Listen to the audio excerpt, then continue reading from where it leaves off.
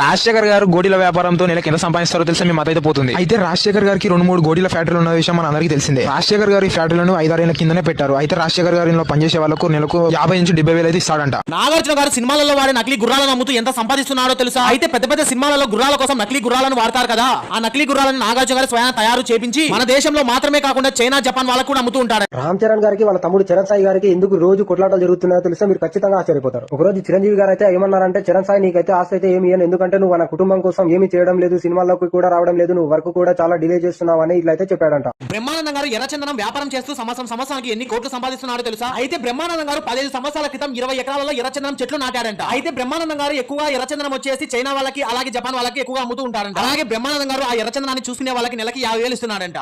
మీరు మనిషి అయితే లైక్ కొట్టండి, దేవుడైతే ఫాలో కొట్టండి. రెండూ కాదంటే వెళ్ళి హాస్పిటల్లో చూపించుకోండి.